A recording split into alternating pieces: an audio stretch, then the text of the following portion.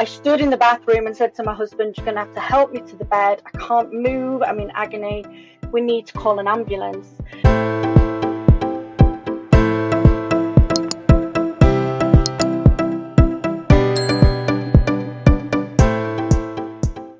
Today's guest is my dear friend, Liz Stephenson, professional singer for over 25 years, even after severe loss of hearing for 6 years. Qualified coach and went on to develop into a trainer and public speaker. Lives in West Yorkshire with her husband of 23 years, 2 sons, and not forgetting dog Abby.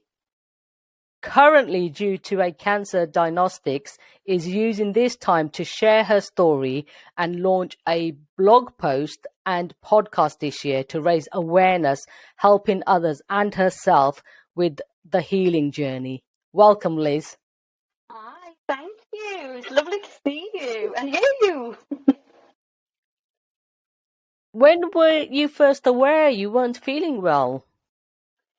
So this goes right back to 2020, which feels like forever ago for some reason. But 2020, in the lead up to July, um, I was experiencing some pains in my joints and fatigue. I was really tired, but not just like really tired where you kind of like need a bit of a nap, really tired where I needed to go to bed and like sleep for hours. And I'd noticed pains in my hips and my joints in my legs. And I'd be walking the dog and sort of like, oh, stretching it out and thinking, why have I got this pain? But the pain in my hips was quite bad. Over the time, I think it was probably about 3 or 4 months before my actual diagnosis, these symptoms were starting, and we were looking at all sorts of different things. I'd been to see the GP because I knew something wasn't quite right, but obviously wasn't thinking it was something serious. We were looking at fibromyalgia, rheumatoid based illnesses, nothing particularly serious, manageable. Because of COVID, my appointments kept getting cancelled at the hospital, so we weren't getting any answers. And then progressively, the pain got worse. And on the morning of the 24th of July, which was a Friday, we were supposed to be going down south to see my husband's family. And I woke up and the pain was just immense. It was just locked in, Anita. It was just, I stood in the bathroom and said to my husband, "You're going to have to help me to the bed. I can't move. I'm in agony. We need to call an ambulance." And they got me down to St. James's. I'd only seen the doctor a few days before that, and they'd taken a blood test, and they were like, "That blood test doesn't look right. We'll get you in." Got me in and said, "Oh, you've got an infection. We're going to deal with this infection." So IV antibiotics. I started to feel a bit better. And then on the Sunday evening, the specialist from haematology came to see me and said, "You'll know we've been taking a lot of blood tests." And I said, "Yeah, you've taken a lot of blood tests. Everything okay? Nothing serious?" He said, "Well, let me just tell you what we found. And we found these cells that are immature and they're blasting off, and they shouldn't be." So I said, "These cells," I said, "could they be cancerous?" And he said, "Yeah, they could, but we're waiting for the confirmation from the blood test." And then on the Monday, 27th of July, 3:15 p.m., not to be too precise, the specialist came with the head of nursing and the registrar and just said, "I'm so sorry, Liz. We have got the results from the blood tests and it's cancer. It's blood cancer. It's acute lymphoblastic leukemia." And that was it. So the journey began.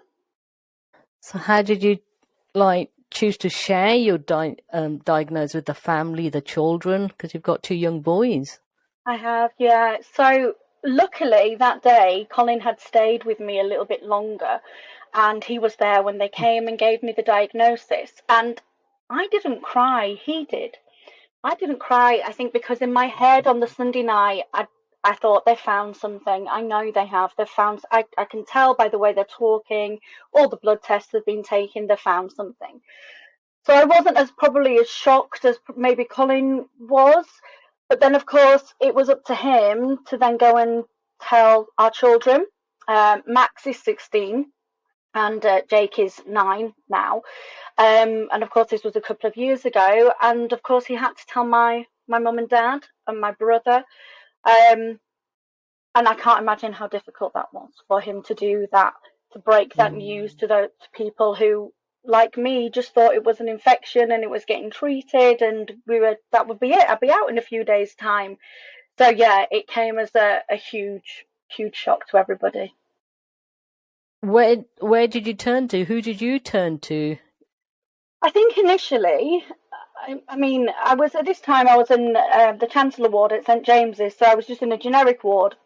And literally straight after the diagnosis, they did a bone marrow biopsy where they extract the blood and cells out of your bone marrow, and they take a little chip in of your bone as well to get that sent off to understand exactly what's going on within the blood. And I kind of, once I'd been diagnosed, I went into myself a little bit. I was on the ward, so I curtain kept round and sort of needed time just to think. And obviously I told my friends, so I messaged people and said, I'm so sorry to share this on message, but etc etc etc. But the next day I was taken to the Bexley wing, so my support came from the Bexley wing. I got diagnosed Monday. By Tuesday, I was over in my own room. So I was in isolation. I would stay in that room for 6 weeks, unbeknown to me that it was going to be that long, but it was 6 weeks. And the staff there, of course, they deal with this day in, day out. And they give you such comfort and reassurance that, yes, it's obviously upsetting and it's hard news to hear, to digest, but that they were going to do everything that they could and they were going to get on with it straight away. So I very much turned to the staff to help me get my head around this bombshell that had been dropped on me. That a lot of people experience, unfortunately, 1 in 2 of us. So yeah, they were amazing. They were the people I turned to.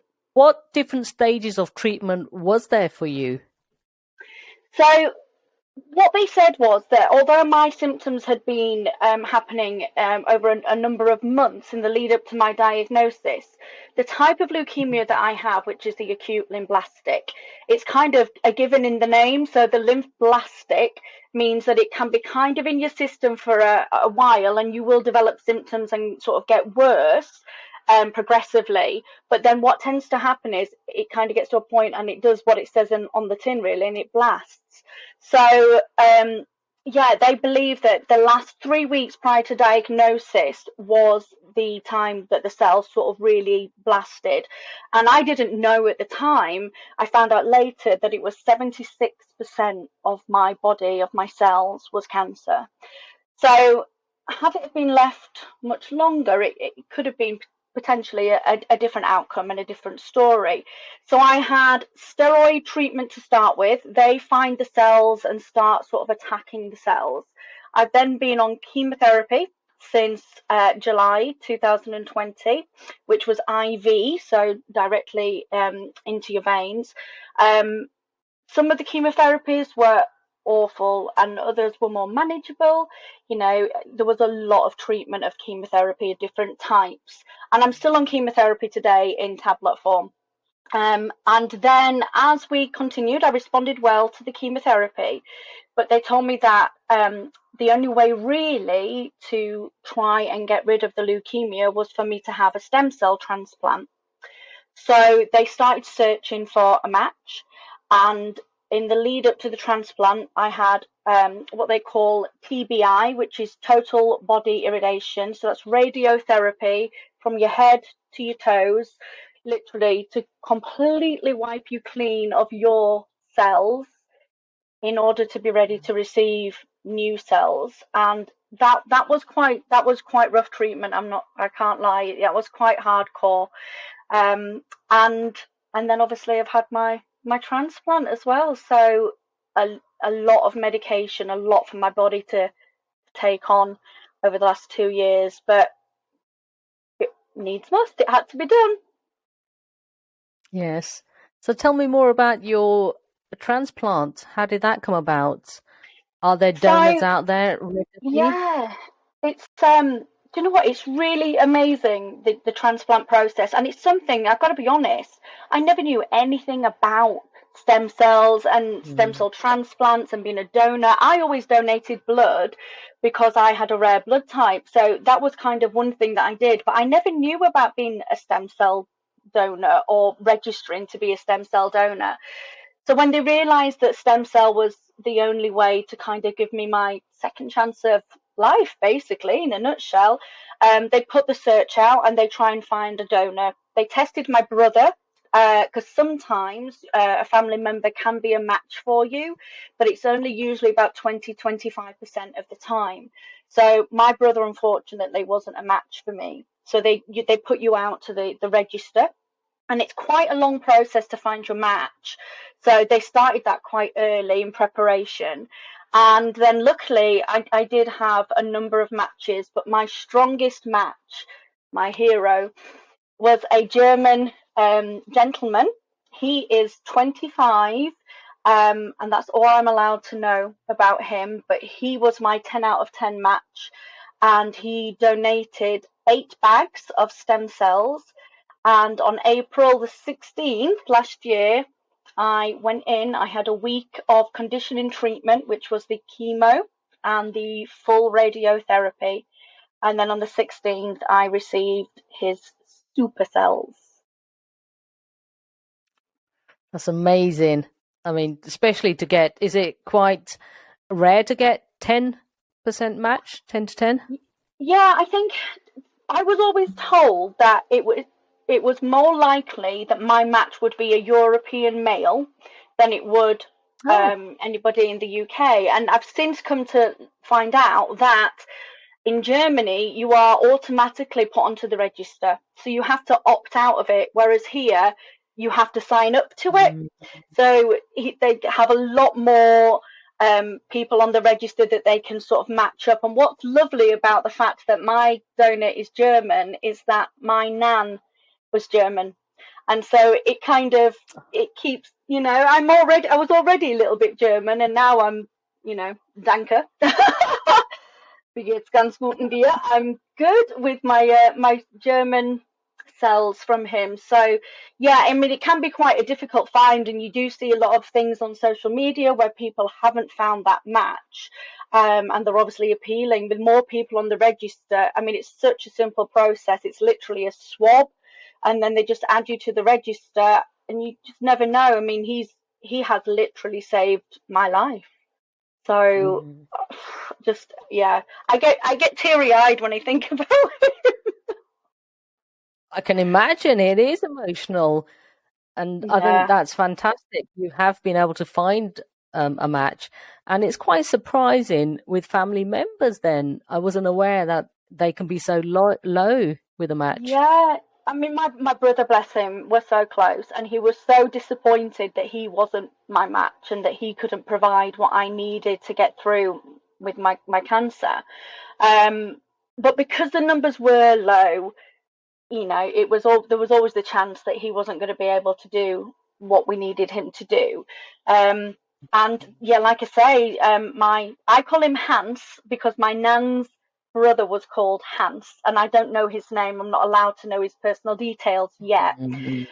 So Hans was my strong match. I mean, 10 out of 10 was really good. So yeah, he was the one. He was meant to be him. And that's a lovely name. I think so. So how are you getting on now currently? Oh, well, your recovery plan? Yeah. So the journey, what I've come to learn, and it's only from my own personal experience, is the journey of cancer is very much like a wave, like a roller coaster. There's ups, there's downs. You feel like you're sometimes going round and round. And it has been quite a while because July 2020, we're now in March, of 2022. I get chemo fog even now, and I have to really think hard about what year we're in and things like that. Yeah, we've had a little bit of a setback. I can't dress it up. I can't sort of sugarcoat it. So, what happens after you've had your stem cell transplant? And during your time prior to your stem cell transplant, you have these bone marrow biopsies, and these are the way of finding out if there are any cancerous cells, any disease in the blood. It's not a particularly pleasant procedure, but you do get used to it, and you kind of, it has to go with the flow, so we go with the flow. However, I had a routine bone marrow biopsy taken, and it came back positive but unquantifiable. So I had to have a repeat bone marrow, and this has just been over the last few weeks. On Monday, I got a call this week to say, I'm very sorry, the bone marrow's back, it's positive, and it's now measurable. So because they can now put a number against it, that does mean that I have had what they call an MRD relapse, which is minimal residual disease relapse. When I was going for my transplant, I had a number of options of what kind of transplant to have, and I went for the full intensity one, which included all the radiotherapy, because that gave me the greatest chance of not relapsing. So I was always hoping that by going all in, go big or go home, that I wouldn't relapse. But this leukemia is strong, and it's powerful, and it's fast acting. I don't really like the word aggressive, but you know what I mean. It's it grows quickly. So I went in this week on Wednesday and donated 12 tubes of blood. Not donated, had taken 12 tubes of blood. And that's all in lead up, because today my superhero Hans, somewhere in Germany, is donating more of his cells, and they are going to fly them over, and I will be receiving those, having those transplanted into me next Monday, in the hope that a little bit of a top up of the transplant can find the remaining cancer cells, or the cells that have come back, and hopefully target them and ask them politely to now leave. So that's the hope. So yes, it's a little bit of a setback. It's a bump in the road, but I've had my cry about it, and I've kind of got my head back around the fact that it's all part of the journey. That's incredible. Absolutely incredible. And clearly we shall wish you all the best for that. And thank you, Hans, from all of us too. So yeah, absolutely. Did you and are you getting enough sport? And is there enough sport out there for anybody that is going through this? Yeah, absolutely. So I've been fortunate to make some friends during my cancer journey of other patients who have been going through similar or the same thing. There's so many different types of leukemia and blood cancers. Again, I just knew nothing about any of this. It was just, obviously knew about cancer, but you suddenly realize when you're put into this world just how immense this is, and how many different types of cancers there are. And so I've made some lovely friends, and we've supported each other very much through the process. I've spent quite a lot of time, Anita, at Maggie's at the hospital at St James's, Bexley, and they're all across the country, and it's like a little bit of a haven. So you spend so much time in a clinical environment that you kind of need somewhere where you can go. And if you want to talk, you can. But if you just want to sit and have a coffee in a really nice place where it's very calm, it's very serene, it's non-clinical at all, I've spent a lot of time there. Usually after appointments, go have a coffee, see the ladies, sometimes just sit on my own, just get my head around what happened that day or what's coming up that I need to deal with. Macmillan came and saw me during my early diagnosis, and offered their support also. Very difficult for them because of COVID. They were able previously to offer so much more, but of course with COVID happening, everything got stripped back. You weren't allowed visitors. They weren't allowed to come in and do treatments and things that they used to do, like little sort of manicures and massages and things like that. So they were really sort of not able to do what they wanted to do, really, but they made it very clear that the support was there, and which I'm obviously very, very grateful for. And then I turned to things like Blood Cancer UK and Leukemia Care for information, because of course the worst thing we can do these days is Google what's going on, because of the amount of things that come up just can blow your mind. So I try to turn to those resources, which is accurate information, to get my head around what I had, what was likely to happen, and to get their sort of support and help to keep moving forward, really. What words? I mean, it sounds beautiful that the way you described it in Bexley. It really does, your little haven. So yeah, that's lovely to know. What words of wisdom would you give anyone on a path of leukemia? I think people, I think people think that I've been incredibly positive throughout, and I do like to think that I Mm. am a positive person.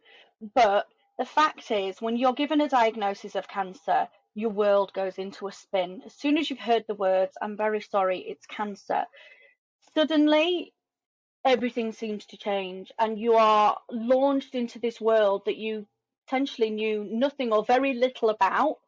Um, I think being true to yourself on the days where you don't feel like you don't feel the pressure to talk, to message. You've got to be really kind to yourself, because it is a journey and it is tiring.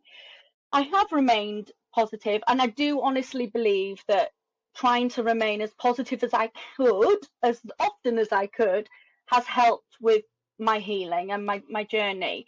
But then I've also learned that, I used to be very much a people pleaser, and I love Mm. people. You know what I'm like. I'm all out there kind of thing. I've never been any different. But what I realised during this journey was I needed to step back and have time that was just for me, and not feel bad about that at all, because I did need time where I was just sleeping. I did need time where I didn't really have anything to say. I was maybe in the process of getting over a procedure, or just dealing with things in my head.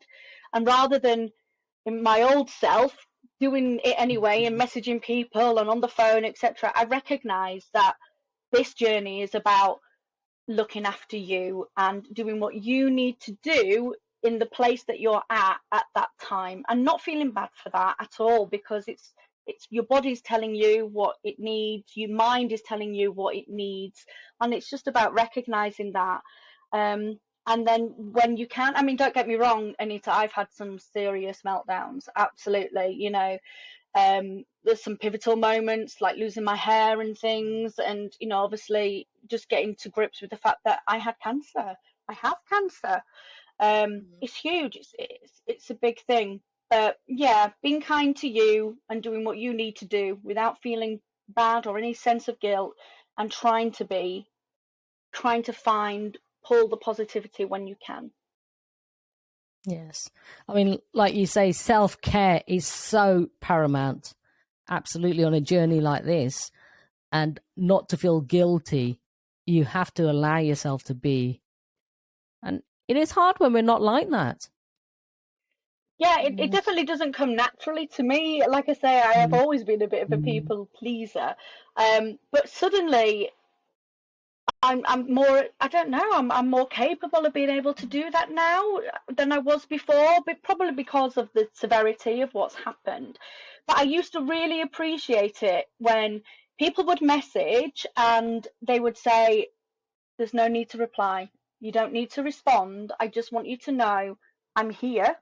And if you want me, then you can reach out to me, but there is no need to respond to this message, but I love you." And those messages were amazing, because there was no pressure attached to it. And obviously it's quite a pressured environment when you're in a hospital bed. You've got people coming in and out all the time, you're being hooked up to all sorts of different things, you're starting to feel a bit poorly. So to somebody to say, "I love you, but I don't need you to respond to me or come back to me with anything. Just know that I love you. And if you do want me, I'm here." And those Mm. messages really, my husband's auntie, she used to just send me a heart every day, and that was perfect. It was like, "I know you're thinking of me, but there's no pressure for me to do or be anything else today with regards to that." And I think that's a really big thing when people are going through this journey, to take away any of that need or those pressures. It's huge. It does make a big difference. Absolutely, it's unconditional love. So that's Yeah. really lovely. Mhm. Could you describe how sharing your story has helped your journey? Yeah, I think because I've always been a people person, there have been moments when I've had to go into myself a little bit, but generally speaking, what I found was that by sharing my story with people, the response that you get from people, the love, the kindness, the positive words, the positive language, it's just, it lifts you and makes you sort of, on the days where you're kind of questioning your strength or your belief in getting through this, it just helps keep carrying you forward, really. And I think there are, I've been very open about my situation from the very beginning, because that's who I am, really. I kind of want to be open and honest and authentic, really, about what's happened, because I really want to raise awareness about leukemia, cancer, blood cancer. And I also hope that in some way, even if it's just one person, the things that I've shared may just help somebody, whether it be them that's actually got the cancer diagnosis, or whether it be a family member or a friend that listens to something and thinks, oh, yeah, actually, next time I message, I'm just going to put, no need to respond, no pressure. It can just be the little things. It doesn't have Mm. to be anything huge. But if I can use what's happened to me in a way that some good comes out of it, then I'm happy. I'm really happy. And that's what you are absolutely doing. So yes, that's really great. I know there's Macmillan support line.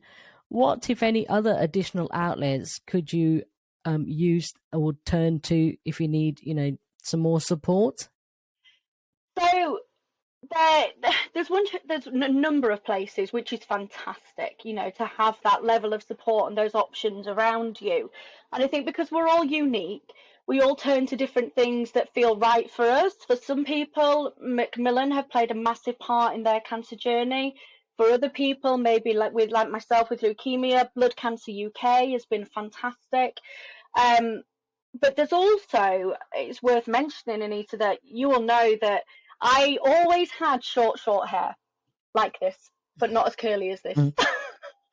And then when I lost my hearing, I grew my hair out because I knew that I was going to be wearing hearing aids.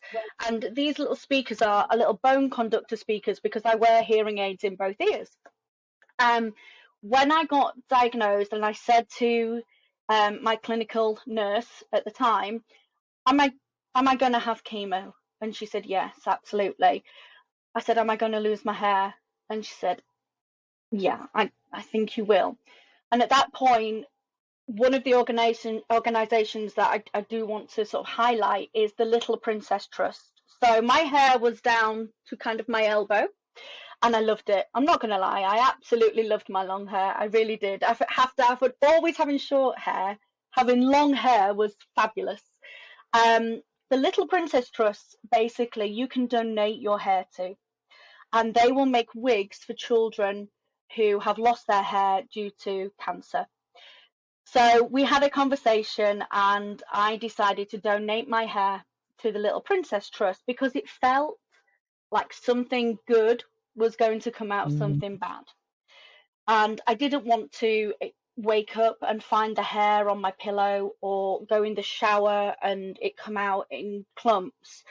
And it's a very personal thing to do, to make the decision to keep your hair and lose it in it gradually over time, or whether to have it cut off and donated. So my decision was to donate it, and it was a lovely, long plait, and I've got a little video of them cutting it all out and everything. And I just think, somewhere there's a little girl who's got a wig with my hair in it, and hopefully she feels like a princess. And that's exactly, what I wanted to achieve from that.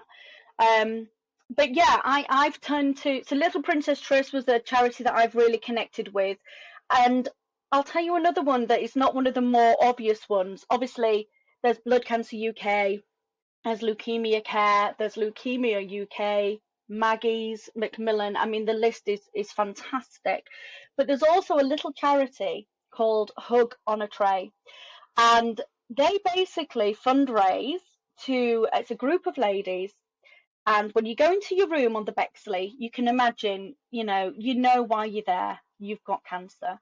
You know why you're going to be isolated. And you go into this little room and, it's fabulous. I mean, you have your own bathroom and everything, but you're on your own in this room. And I love a coffee. As you can see, I've already been sipping at it whilst we've been talking. Hold on a tray, supply a kettle and little bags of tea, coffee, biscuits, sweets. And so when you get in that room, it just feels more homely. And they're only a little charity, but they're making such a big difference to the patients. And also, what they do is they pay, they fundraise to pay for the TV. Imagine being in a room 24/7 and you can't watch TV, which is a great distraction, let's be honest. They pay for you to have free TV, which is amazing because other than the nurses and the doctors, I couldn't see anybody because it was COVID. So I was on my own a lot, and they paid so that I could basically have at least the comfort of a nice cup of coffee and some television, a bit of normality. So another fantastic organisation. And that's so important. Like you say, a little bit of normality. Yeah, do you know what, Anita? It's definitely the simple things in life that you miss, and silly things like having a coffee and watching TV, or for me, when I finally came home after my transplant, going to be able to see my son and pick him up at school. Being able for the first time to have enough energy to be able to cook a meal for the family, which was always my role. But everything changed. Everything has changed. Can you highlight any signs or symptoms of leukemia to help anyone that's listening? So, there's awareness out there. Yeah, and it's really key because what I've come to learn is that a lot of the symptoms or signs of leukemia can often be something else. So it's not to scare people that it might be leukemia, but because there's some generic kind of symptoms there, it is important to get it checked out. And I I just knew something wasn't right in my body, and I did go to the doctor 3 or 4 times and they were wonderful, but like I said, because of COVID it wasn't as easy to get appointments and so forth. So um, my type of leukemia, joint pain is a big one. So quite often the hips and the leg areas, anywhere where your joints are, if you feel pain and discomfort there. Fatigue is a huge one. And when we say kind of fatigue, it's not kind of, oh, I'm a bit tired. It's like I am shattered. And you might have even not even done anything that day, but you feel exhausted to the point that you want to go to bed, you want to sleep. Um, the other one is, and I only got this in the final lead up to my diagnosis, which was night sweats. So you would wake up in the middle of the night and feel like you were in a bath, not just kind of, oh, I'm a bit hot. Again, very extreme. You would wake up to the point where you would need to get up, shower, change, whatever. Um, other kind of symptoms that people have with different types of leukemia can be bruising. This is due to the blood changing, so they can have bruising, bleeding gums, nosebleeds. In ladies, they can have a really heavy periods. Um, so yeah, there are a lot. There's also the weight loss. I didn't lose weight, typical. But yeah, yeah. weight loss is another one, and visual disturbances and headaches. So you can see that a lot of the symptoms and the signs could be put down to all sorts of things. But yeah, for my acute lymphoblastic leukemia, I would say the joint pain was the thing that really kind of alerted me the most, that something was amiss. That's really good to have you share those symptoms, because it is important. Like you say, we're not here to scare anyone, but don't ignore it either. Yeah, absolutely. And it's Mm. that thing, isn't it? You know, my mind was caught, although I'd had months leading up to it, mine was caught relatively early. And of course, as we know, the earlier a cancer of any kind is detected, the better the outcome, the better the results. And there are so many treatments, that we're so lucky that the NHS can look after us like they do. We're so blessed. So yeah, not to frighten people, but just to have that awareness that if something isn't right, it's always worth just having a conversation, having a check over, and hopefully the majority of the time it is just something, something else. But Yes. if it isn't, it's best caught early. For anyone that's listening and would like to know how to join a stem cell register, is there? Can you give any help there, or do you know of any stem cell registers? Yeah, sure. So to become a stem cell donor, and even though you're on the register, it's worth saying you may never be contacted because it all depends on you being a match for that person. So you may be on it for life and never be called in to donate. And um, DKMS UK are the organisation that basically put you on the register, and all you need to do is go to DKMS UK, and they tell you, would you like to become go on the register, and they just send you a swab kit. The swab kit arrives, and you literally just take a swipe of the swab inside your mouth, bob it back in, send it back, and then they put you onto the register. It costs them as a charity £40 approximately per person. So if you ask for the kit, it's really important to hopefully go through and do Mhm. it. It is just a swab. But the outcome could literally, you literally could save somebody's life. And there's two types of ways that you donate the stem cells. So I've had stem cells transplanted into me. So my donor will have gone in, and a little bit like kind of a longer blood test, let's say. They extract the cells. It's quite a quick process. It's usually just a day kind of thing. And then there's also the donation of bone marrow, but that one is where you are put to sleep and they take the bone marrow whilst you're asleep, but a very, again, sort of day process. So, but like I say, you may never be called for it, but knowing that you're on that register just gives somebody potentially that opportunity at a second chance at life, because you may be the one that matches them and can save them. And that is so important.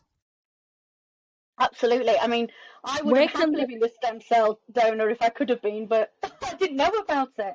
where can the listeners find you online? What's your website? Um, so yeah, I've got lots of fun things that I'm going to be doing whilst I've got this time because I'm not allowed to work. So they can find. I've set up my website, which is just lizstephenson.co.uk. That is in progress, but there is the holding page, a little video of my story so far, and there's going to be lots of content going on to that, including information that I've shared with you today about different places to go for support, signs, symptoms, all that kind of thing. And then on Facebook, at Liz Stephenson UK is my kind of blog page, and that's where I'm sharing my regular updates about what's happening with me and my journey.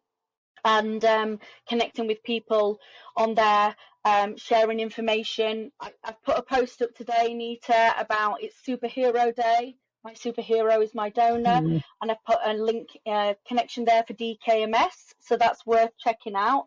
And you can also find me on Instagram, and it's at Liz Stephenson UK. So yeah, it's been lovely that I've had messages from people who've said, I've read this or I've seen this that you've posted, and I just wanted to let you know I've joined the register. And that's just been like amazing. That's exactly what I want to be doing, spending my time in my recovery and raising awareness, and people joining the register, donating blood, even just donating blood. Obviously, I've had a number of blood transfusions. There's so much good that could come out of something that's been tough. Yes, and by sharing, it is getting the message out there, getting the awareness out there, and you will have people that are actually willing to share with you. Then they might feel, you're so blessed to have a family and people around you, and some people don't have that. So it's very important to share. So yeah, I can totally Yeah. understand that. Yeah. Liz, I would like to thank you for sharing your courageous journey with us today. By doing so, you have helped so many others. Liz Stephenson. Oh, thank you.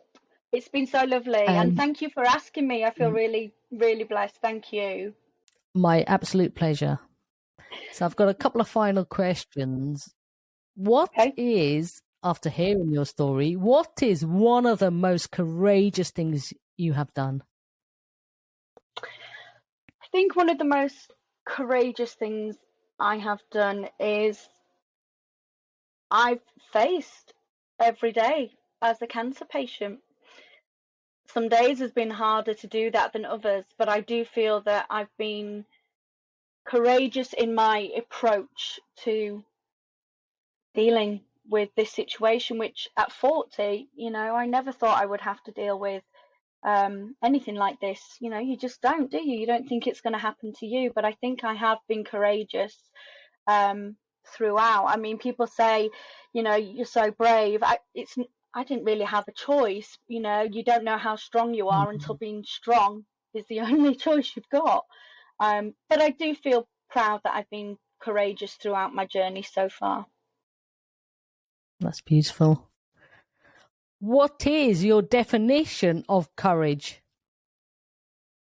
I think that comes back, Anita, to that positivity. I think to be courageous, sometimes you don't have a choice whether to be courageous or not. You just have to deal with it and get on with it. But I think I have to pull it back to the positivity. I think if you can be courageously positive, I'm not sure, is that a word? Courageously Why not? positive. Yeah, I think that's key. And some people will sort of maybe think that positivity only gets you so far, and maybe, but for me, it's definitely carried me and held me together during the toughest moments to try and find something positive out of this journey is what I wanted, what I needed to do to keep me sane, to keep me focused. So I would say, yeah, positivity is the key that's courageous to me, what it means to me.